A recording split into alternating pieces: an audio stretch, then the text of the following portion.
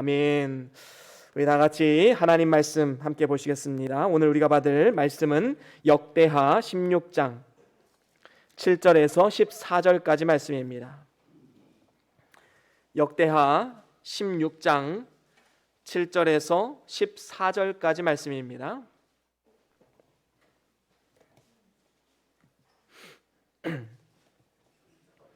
저와 여러분들이 한 절씩 교독하고 마지막 절은 다 같이 읽겠습니다. 때에 선견자 하나니가 유다 왕 아사에게 나와서 이르되 왕이 아람 왕을 의지하고 왕의 하나님 여호와를 의지하지 아니한 고로 아람 왕의 군대가 왕의 손에서 벗어났나이다.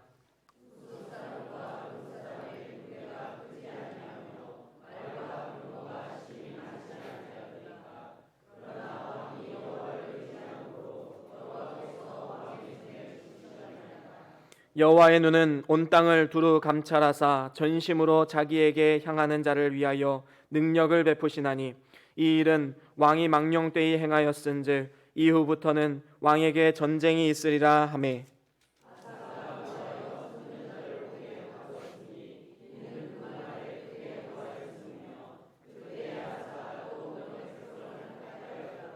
아사의 시종 행적은 유다와 이스라엘 열왕기에 기록되니라.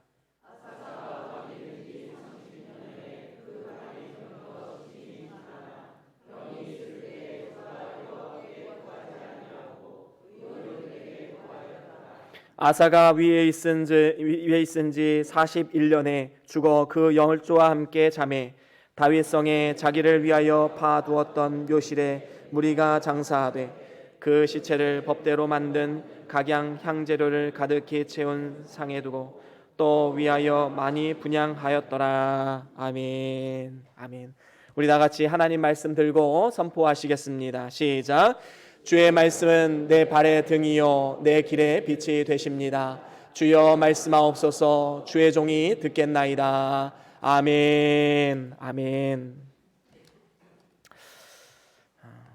오늘은 역대하 16장 7절에서 14절 말씀으로 전심으로 하나님께 향하는 자라는 제목으로 말씀을 나눠보도록 하겠습니다. 우리가 잘 아는 속담 중에 소 잃고 외양간 고친다 라는 속담이 있지요.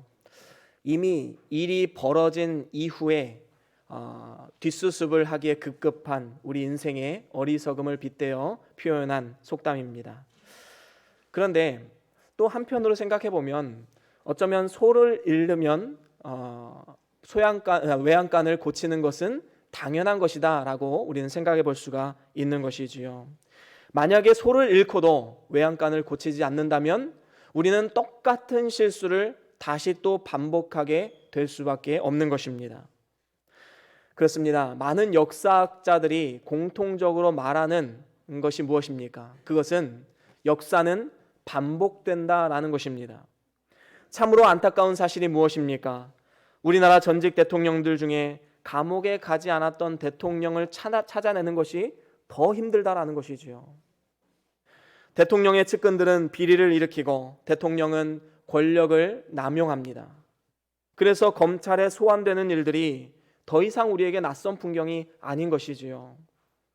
한 가지 아쉬운 것은 무엇입니까? 만약에 이전에 누군가의 실수를 바라보면서 나는 그렇게 살지 말아야겠다라는 교훈을 얻었다면 어땠을까라는 아쉬움이 있습니다. 그 실패의 역사를 반복하지 않기 위해서 스스로 채찍질하고 몸을 쳐가는 노력을 했다면 얼마나 좋았을까라는 아쉬움이 남게 되는 것입니다. 이러한 반복되는 실패의 역사는 비단 이 세상의 세속 역사에만 나오는 것이 아닙니다. 성경의 역사도 마찬가지이지요. 사실 성경에는 우리가 성공의 역사보다는 실패의 역사들이 훨씬 더 많이 있음을 보게 됩니다. 그만큼 실수와 또 실패가 우리의 인생 가운데 많이 있다라는 것이지요. 믿음의 조상 아브라함은 어떻습니까? 그가 신실한 하나님의 사람이었지만 때로는 하나님의 약속을 믿지 못하고 자신의 생각대로, 자신의 이성대로, 경험대로 선택을 했다가 낭패를 본 경험도 많이 있었습니다. 다윗은 어떻습니까?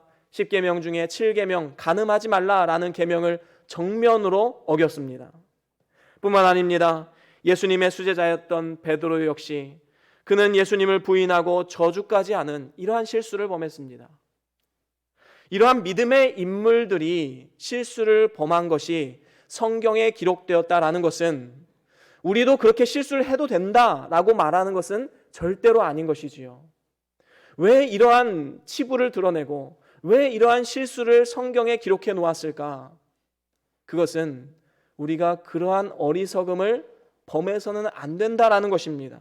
이러한 실패를 통해서 우리는 교훈을 얻고 우리의 몸을 쳐가며 하나님 앞에 경건의 훈련을 해야 된다라는 의미로 우리에게 성경을 주시고 그 안에 믿음의 조상들의 그 실패담이 담겨져 있는 것입니다. 여러분, 다윗과 사울이 근본적으로 다른 게 뭐라고 생각하십니까? 베드로와 가룟 유다 똑같이 실수했지만 근본적으로 다른 것이 무엇이라고 생각하십니까? 진정한 믿음의 인물들은 넘어졌을지라도 자신의 실수에 대해서 뼈저리게 참회하고 다시는 그 실수를 범하지 않기 위해서 몸을 쳐가며 노력했다라는 사실이지요. 그렇습니다. 우리는 실패를 통해서 반드시 끊임없이 배우고 교훈을 얻어야 됩니다.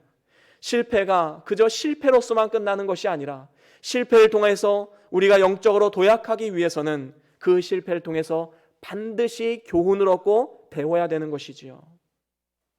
우리가 잘 아는 사자성어 중에 타산지석이란 사자성어가 있습니다. 이 말은 다른 산의 나쁜 돌이라도 나의 산에 있는 옥돌을 갈아내는 데 쓰임받을 수 있다라는 의미로 타산지석을 이야기합니다. 쉽게 말하면 이것이지요. 다른 사람의 어떠한 잘못, 어떠한 행동, 그리고 실패, 그리고 과거의 나 자신의 실패, 이런 것을 바라보면서 오늘 현재를 살아가는 나 자신에게 영적인 유익이 되기 위해서는 이 역사를 통해서 반복되는 실패를 경험하지 않고 나 자신을 끊임없이 훈련시켜야 된다라는 것을 우리에게 교훈해주고 있는 것입니다. 오늘 말씀에도 보면 이 아사 왕의 실패를 통해서 우리는 반드시 교훈을 얻어야 됩니다. 사실 아사 왕은 역대하 14장에서 15장에 등장하는 이 아사 왕은 참으로 신실하고 선한 왕이었습니다. 그는 BC 917년부터 41년 동안 이 유다 나라를 통치를 했는데요. 아주 선한 정치로 많은 사람들에게 덕을 끼치고 또 나라는 견고하게 세워갔던 그런 왕이었습니다. 특별히 14장에서 15장에 등장하는 아사 왕은 하나님 보시기에 선과 정의를 행했던 왕이었습니다. 우상을 타파했을 뿐만 아니라 백성들로 하여금 하나님을 바라보게 만들고 율법의 말씀을 준수할 수 있도록 계속해서 격려하고 독려했던 이러한 왕이었습니다. 뿐만 아니라 여러 성읍과 성곽을 건축했고 하나님의 전을 중수했습니다. 뿐만 아니라 그 모친이 우상을 만들었다는 이유로 태후에 의해서 패했을 정도로 아주 심지가 견고한 믿음의 왕이었습니다. 신앙인이었습니다. 많은 은과 금을 하나님께 드렸었던 대단한 믿음의 소유자였습니다. 그런데 아사 왕은 말년에 가서 믿음에서 떠나 실패해서 유종의 미를 거두지 못하고 죽음을 맞이하게 되었습니다. 일평생을 믿음으로 살았지만 마지막 순간에 실패했던 아사 왕을 바라보면서 우리는 배우고 또 교훈으로 삼아야 되는 것입니다. 그래서 우리는 하나님 나라에 가는 그날까지 믿음을 지키고 승리자의 삶을 살아가야 마땅한 것입니다. 이것이 바로 우리의 삶의 목표가 되어야 하는 것이지요.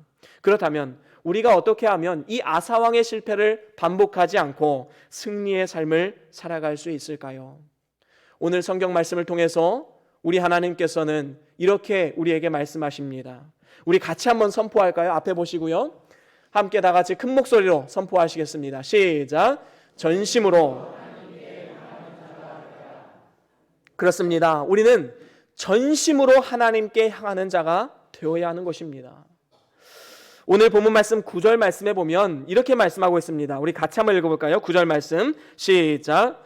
여호와의 눈은 온 땅을 두루 감찰하사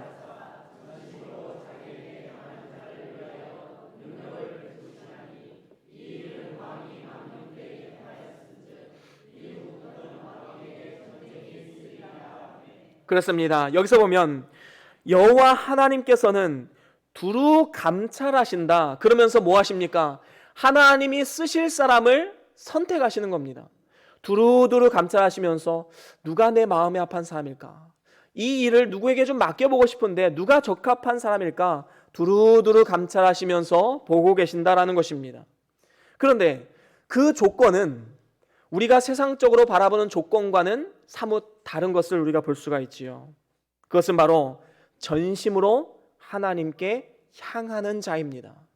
그 마음이 100% 하나님께 충성된 자, 하나님 앞에 헌신된 자, 바로 그러한 사람을 찾고 계시고 이러한 사람에게 능력의 손을 베푸신다라고 말씀하고 있는 것입니다.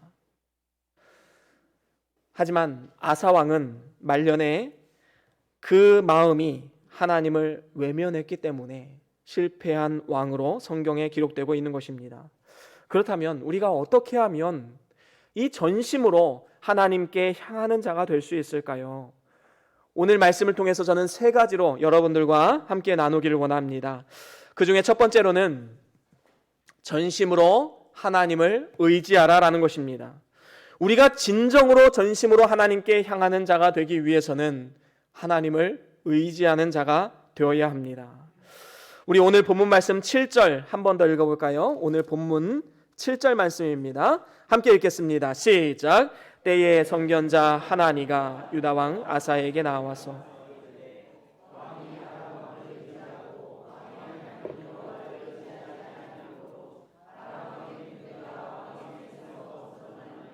그렇습니다. 아사 왕의 유다 통치 말년에 북이스라엘 왕이었던 이제 바하사가 남유다를 치기 위해서 나왔습니다. 그런데 역대하 16장 1절 3절에 보면 아사 왕은 성전과 왕궁에 있는 모든 금과 은을 취해서 아람 왕 베나닷에게 갖다 줍니다. 그러면서 이스라엘과 우방 국가였던 이 베나닷에게 아람 왕에게 이제 이스라엘을 칠 것을 요구를 하지요. 뇌물을 받았으니까 어떻게 해요? 베나닷은 이제 이스라엘을 치게 됩니다. 그래서 남유다 왕이었던 이 아사 왕은 승리를 맛보게 되지요. 하지만 이 세상적인 시각에서는 승리였지만 하나님 편에서는 하나님을 의지하지 않고 세상 왕이었던 아람 왕 베나닷을 의지했기 때문에 이것은 실패다라고 정의하고 있는 것입니다. 사실 아사 왕은 이전에 하나님을 의지함으로써 구스의 100만 대군도 격파했던 사실이 있습니다. 이것이 역대하 14장 9절에서 15절에 나오는 바이지요. 그래서 8절에도 선견자 하나니가 이 말씀을 언급하면서 이렇게 말씀합니다. 우리 8절 말씀 한 번 더 읽어볼까요? 8절 시작. 구스 사람과 룹 사람의 군대가 크지 아니하며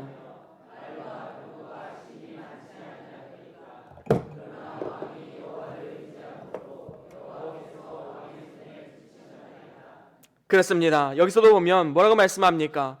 옛일을 추억하면서 이전에 구스 사람과 룹 사람의 군대가 얼마나 컸었습니까?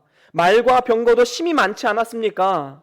그 많은 군대 앞에서도 주눅들지 않고 하나님을 의지해서 승리했던 당신이 왜 지금 이 북이스라엘의 작은 군대를 바라보면서 세상 왕을 의지하고 있습니까? 이것은 말이 되지 않습니다.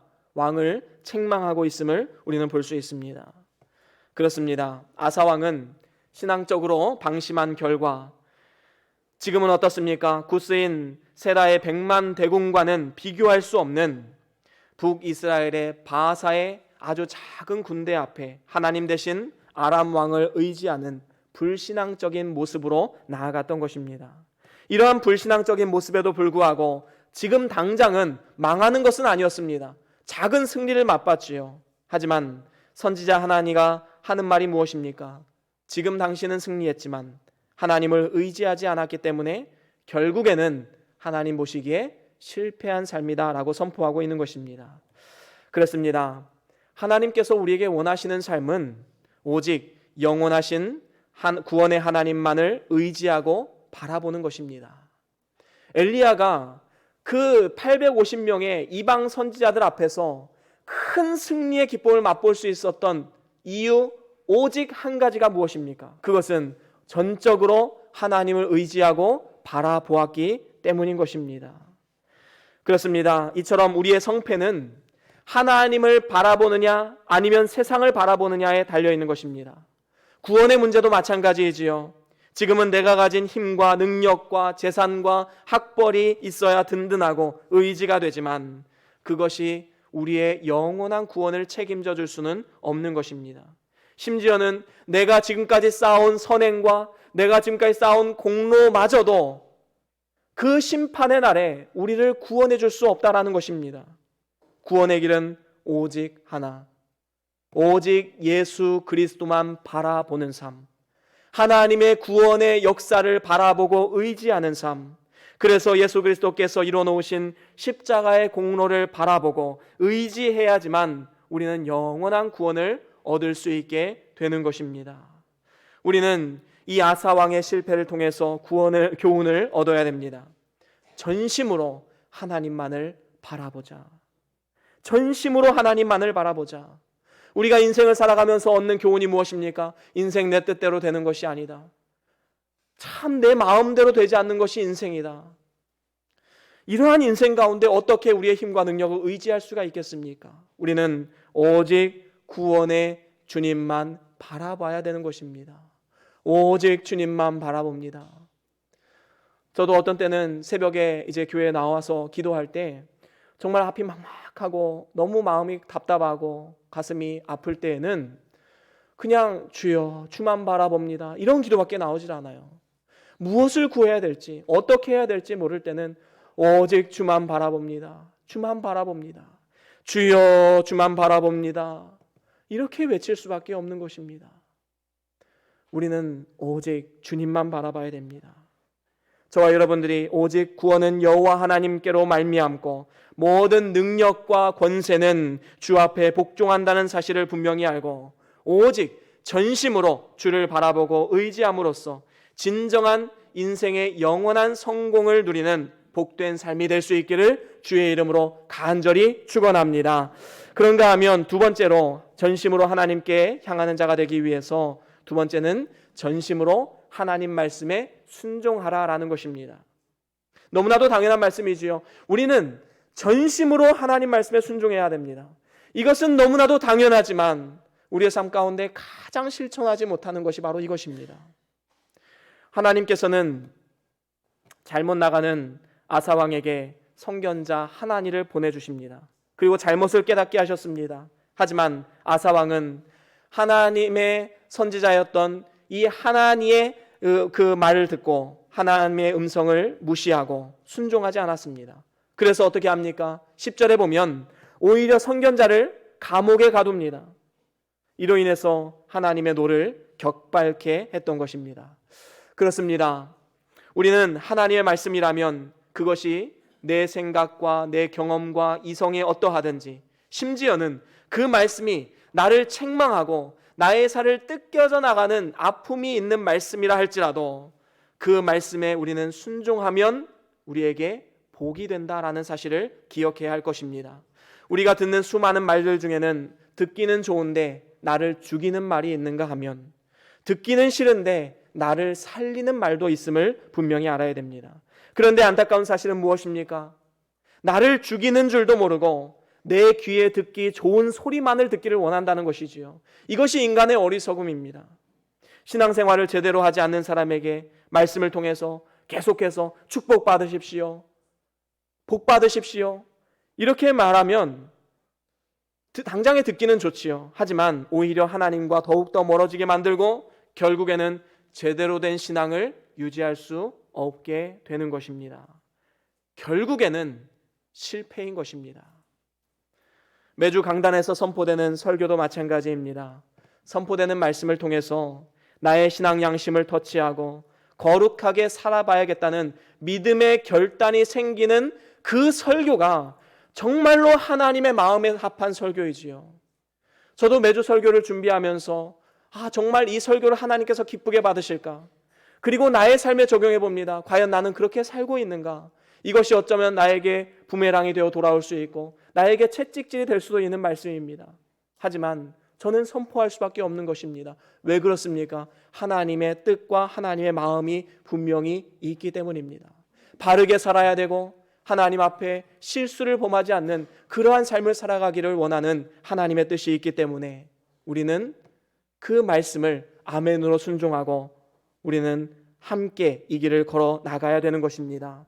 그저 내 생각에 동의가 되고 나에게 축복이 되는 말씀에만 은혜를 받고 나를 책망하는 말씀에는 은혜를 받지 못해서 순종하지 못하게 만드는 것은 사단 마귀가 하는 일인 것입니다. 그래서 하나님과 멀어지게 만들고 세상으로 계속해서 빠져 들어가게 만드는 것이 바로 사단의 최종 목표인 것이지요.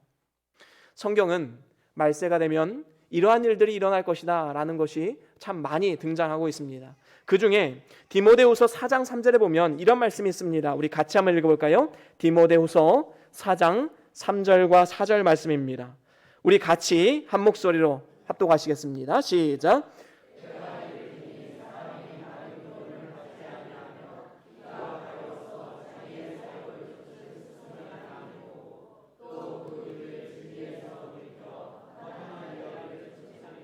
그렇습니다. 때가 이르리니, 다시 말하면 말세의 때가 되면 사람이 바른 교훈을 받지 아니하고 귀가 가려워서 자신의 사욕을 쫓을 스승을 많이 둔다. 다시 말하면 나를 축복해주고 나를 위해서 살아주는 이러한 사욕을 쫓는 이런 스승을 많이 두게 된다라는 것을 말씀하고 있는 것입니다. 그래서 계속해서 나의 욕심을 자극하고 나의 욕망을 자극해서 잘못된 길로 걸어가게 만드는 이러한 스승을 많이 두게 된다라는 것이지요. 내가 듣기에 좋은 말에만 기울이다 보면 하나님의 음성에 귀를 기울일 수가 없게 되는 것입니다. 요즘 유튜브를 보니까 이런 경우가 많이 있더라고요. 어떤 한 영상을 딱 클릭을 해서 보면 이제 그 영상과 관련된, 그러니까 비슷한 영상들이 막 우후죽순으로 막 연관 그 영상으로 떠오르게 됩니다. 그래서 어떤 한 가지 잘못된 가치관이 담겨져 있는 영상을 보게 되면 계속해서 거기로 빠져 들어갈 수밖에 없게끔 만들어 놨더라고요. 우린 그래서 참으로 조심해야 됩니다.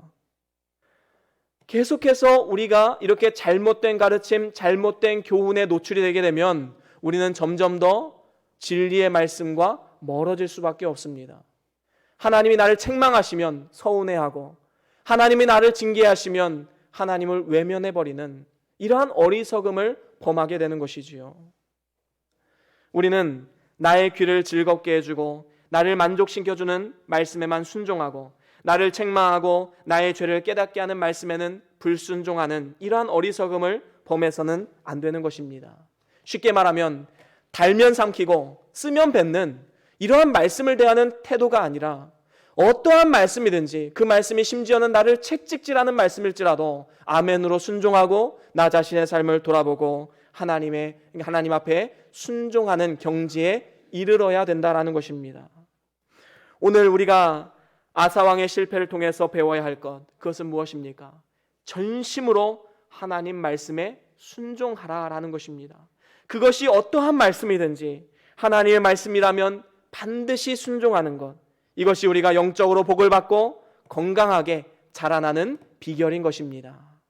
그런가 하면 이제 세 번째로 전심으로 하나님께 향하는 자가 되기 위해서 세 번째는 전심으로 하나님 앞에 회개하는 삶입니다. 아사왕은 하나님을 통해서 주신 하나님의 책망을 듣고 회개하지 않고 오히려 반발하게 됩니다. 선견자를 옥에 가두고 백성들을 학대하기 시작합니다.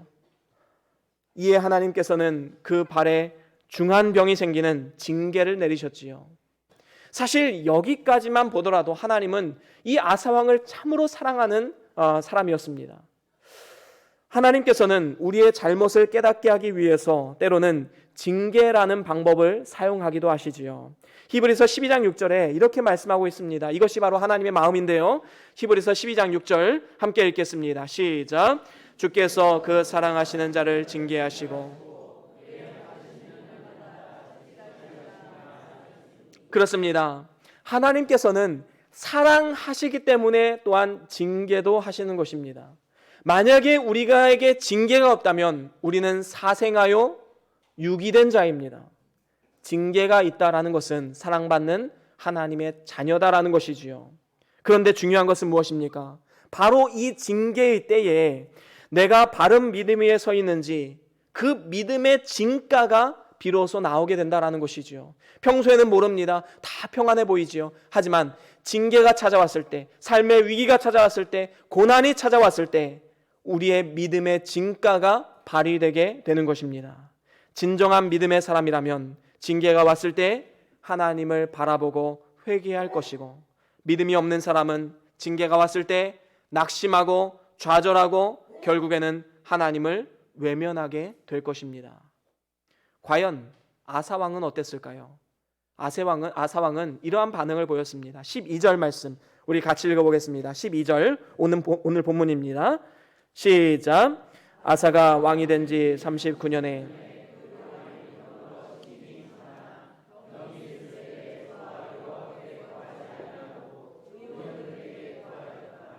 네, 여기 12절에 등장하는 이 말씀을 우리가 읽어보면 이 말씀은 물론 병에 걸렸을 때 병원에 가지 말라라는 의미로 받아들여서는 절대로 안 되는 것입니다.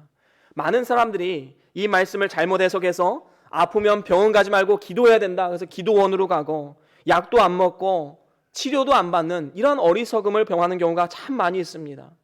하지만 이것은 대단히 잘못된 왜곡된 신앙이지요. 오늘 본문 말씀 12절에서 말씀하는 포인트는 의원들을 의지했다라는 것이 아닙니다. 그가 하나님을 의지하지 않았다라는 것이 진정한 포인트인 것이지요. 아사왕은 죽는 그 순간까지 하나님을 외면했습니다. 징계의 그 순간 하나님께 서운한 마음을 가지고 하나님을 떠나고 오히려 더욱더 악한 길로 치닫는 이러한 어리석음을 범했던 것이지요. 죽음 앞에서도 하나님을 찾지 않았습니다. 참으로 가련하고 안타까운 삶의 모습이 아닐 수 없습니다. 아사왕은 이 병이 무엇으로부터 왔는가 자신의 삶을 돌아보고 회개할 것이 있다면 회개하고 더욱더 하나님 앞에 바로 서기를 기도했어야만 하지만 자신의 생명을 하나님께 의탁하지 않고 오직 의원들에게만 구했기 때문에 책망을 받았던 것입니다. 그렇습니다. 우리의 삶 가운데 찾아오는 질병을 대하는 태도가 어때야 되는지 우리에게 분명히 말씀해주고 있는 것입니다. 우리의 믿음의 사람들은 기도만 하고 의약을 무시해서도 안 되고 의약만 쓰고 기도를 무시해서도 안 됩니다.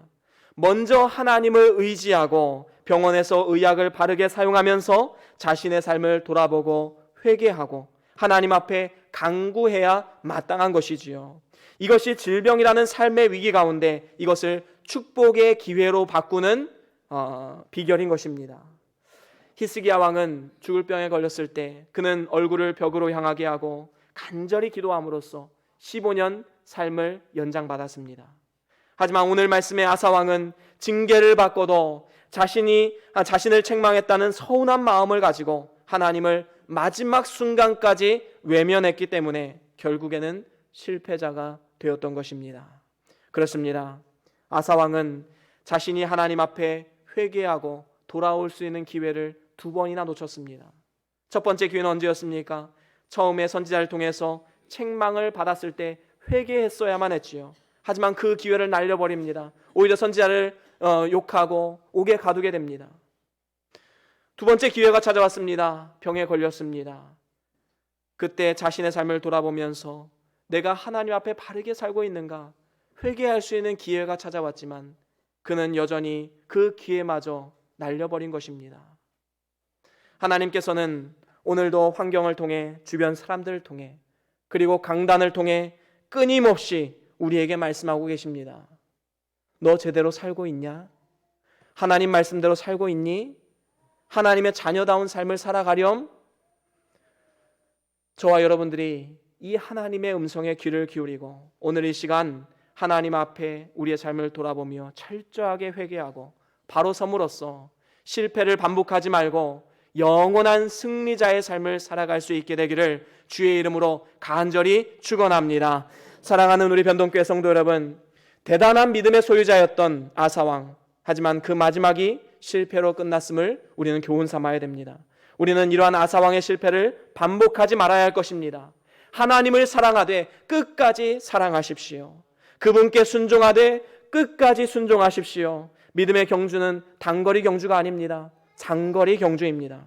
첫사랑을 잃지 마시고 끝까지 우리는 완주하는 삶을 살아가야 할 것입니다. 이를 위해서 전심으로 하나님을 향하게 하는 삶을 살아야 되는데 그 방법을 세 가지로 나누었지요. 첫 번째는 무엇이었습니까? 그렇습니다. 전심으로 하나님을 의지하십시오. 하나님만이 우리의 인생의 생사화복을 주관하시는 분이시고 영원한 구원자이십니다. 오직 주만 바라보나이다. 날마다 이러한 의식을 가지고 우리는 살아가야 할 것입니다. 두 번째는 무엇입니까? 그렇습니다. 우리는 전심으로 하나님 말씀에 순종해야 됩니다. 그것이 설령 나를 힘들게 하고 나에게 채찍질이 되는 말씀일지라도 아멘으로 순종하고 그 말씀대로 순종하는 것, 바로 이것이 하나님이 기뻐하시는 삶의 자세인 것입니다. 세 번째는 무엇입니까? 그렇습니다. 하나님께서는 환경을 통해 징계하시고 깨달음을 주실 때 우리는 하나님 앞에 서운한 마음을 가지지 않고 나의 삶을 돌아보면서 회개함으로 오히려 이것을 축복의 기회로 삼아야 할 것입니다. 저와 여러분들이 이 세 가지를 기억하고 전심으로 하나님께 향하는 자가 되어서 하나님을 기쁘시게 하고 우리가 살아가는 이 세상 가운데 하나님의 영광을 선포하고 나타내는 일에 귀하게 쓰임받고 하나님 앞에 서는 그날까지 우리의 믿음을 지키고 승리자의 삶을 살아가는 우리 모두의 삶이 될 수 있기를 주의 이름으로 간절히 축원합니다.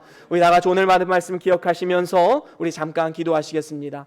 어떠한 하나님의 음성을 들으셨습니까? 그 말씀이 하나님의 음성이고 나에게 주시는 말씀입니다. 그 말씀 붙잡고 우리 잠깐 동안 묵상하시면서 기도하시겠습니다. 주여.